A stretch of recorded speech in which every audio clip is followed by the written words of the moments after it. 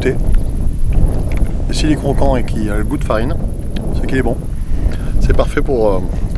Et là, c'est le cas. Donc là, c'est un blé à 12,5 d'humidité, 80 PS, poste spécifique, et protéines 12,5 environ. Un blé de qualité.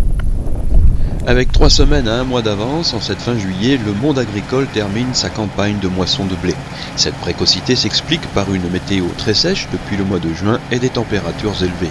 Dans les champs au reflet d'or, sous un soleil brûlant, les moissonneuses sont au travail. Ça fait 2-3 ans, on finit pour le 1er août et il y a une quinzaine d'années, on commençait au 1er août. Donc il y a quand même un petit changement de climat. C'est peut-être l'année, mais à mon avis, il y a un petit peu de réchauffement quand même.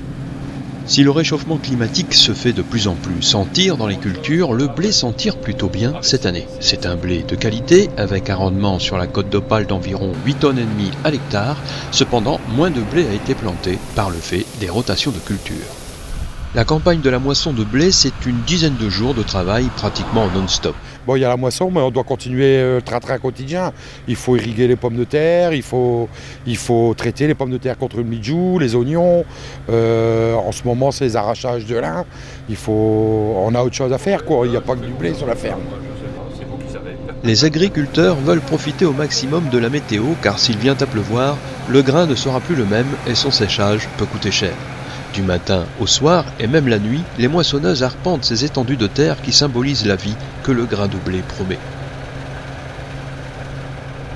Les tracteurs aubaines remplis prennent le chemin vers les établissements de stockage. Les clients viennent ici pour déposer leur récolte de blé, donc nous les contrôlons avec des machines à l'entrée et on sépare les lots suivant les différentes qualités. Ça se base principalement sur l'humidité, c'est comme ça qu'on voit si le champ est bon à battre.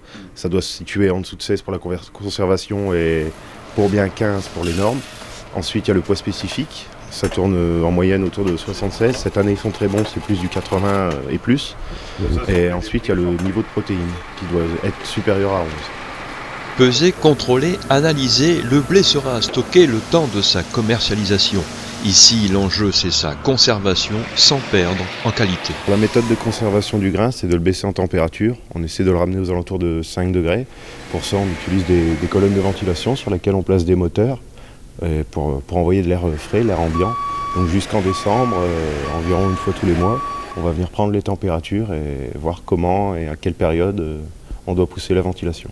Le blé est vendu selon une cotation mondiale. Une consommation à la hausse et une baisse des volumes, tant en Europe que dans les grands pays producteurs autour de la mer Noire, contribuent à faire grimper le prix. La quasi-totalité du blé récolté ici part à l'exportation. Bien souvent, la majorité, c'est du blé meunier. Il peut partir aussi pour faire de l'amidon, pour faire du blé fourragé. Ça dépend des marchés, des qualités. Ici, ça part au port de Dunkerque. Et le port de Dunkerque, c'est 80-90%, c'est des exportations dans les pays du Maghreb.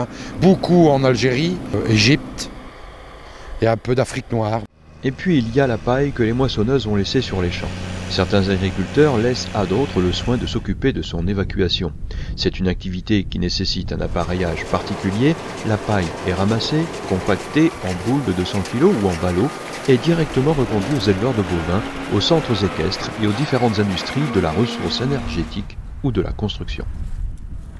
La mécanisation des opérations de moisson et le marché mondialisé ont fait oublier en chemin qu'autrefois la moisson était une fête et que le 1er août était le jour de la fête du blé et de la moisson.